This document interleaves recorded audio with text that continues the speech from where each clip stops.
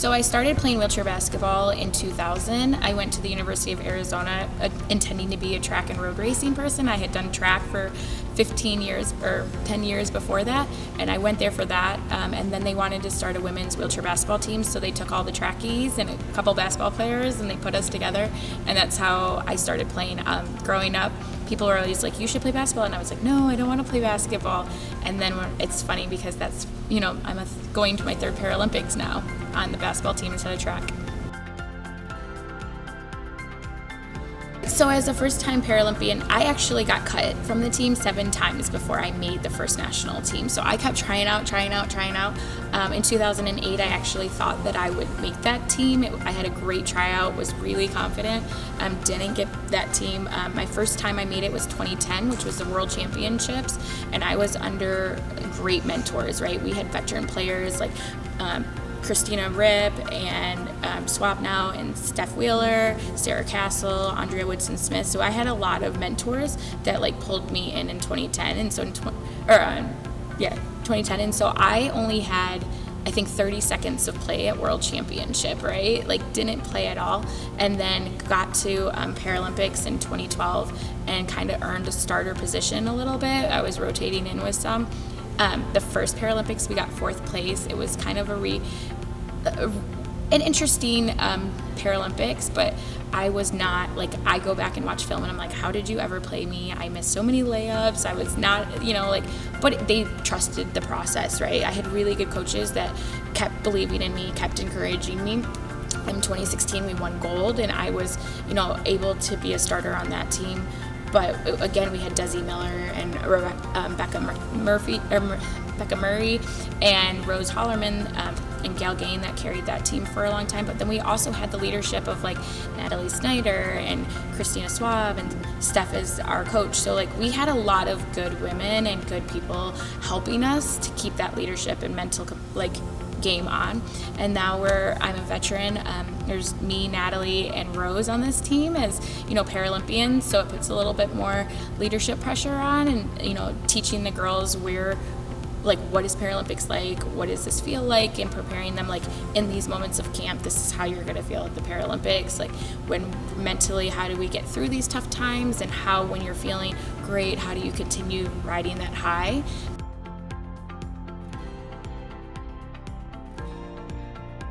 It was great to get back with the team because we weren't alone anymore, right? I left track and got into women's wheelchair basketball to be in this team atmosphere.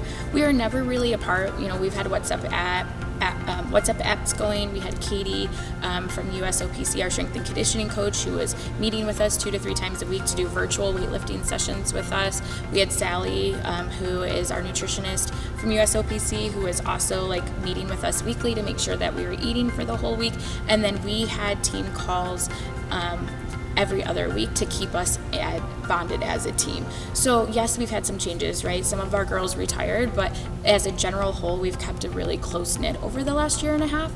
Unfortunately, we're not going to get as much play times against other teams that we would like in preparations, right? Going into Paralympics, usually you get 2 or 3 friendlies against the Netherlands and Germany and the UK, as well as Canada, but we're not getting that this year. The girls aren't getting as a whole, we're not getting as much court times against other teams. So going into Paralympics is going to be different in the sense as preparation against other teams we're not getting, but we're building that within the NWBA and in the United States, and that's why it's so important that we continue to have the support of our membership that is willing to come out when that invitation gets called to them and be the best that they can be to push us to be the best that we can be.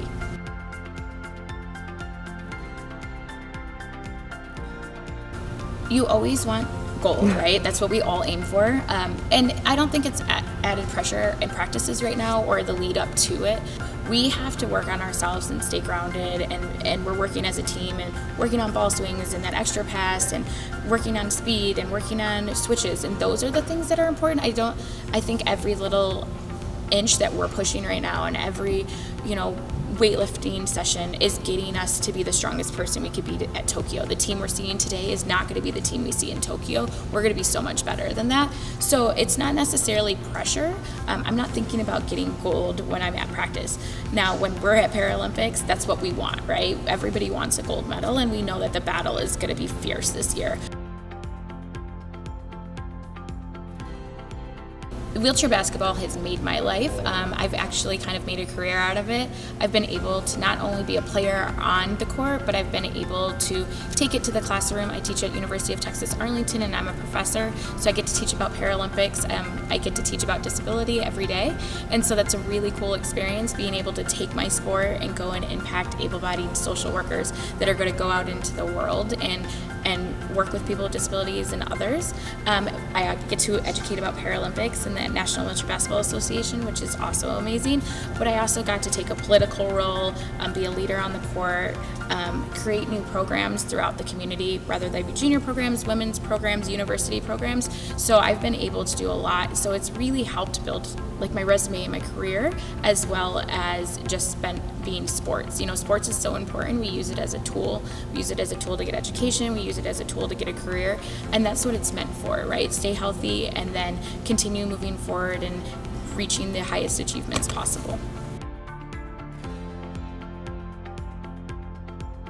Toyota has been an amazing sponsor, not only to me personally, because I was Toyota's Everyday Hero in 2017, and so they were able to give us a grant for our women's wheelchair basketball team to have a camp and keep developing women, which was an amazing thing.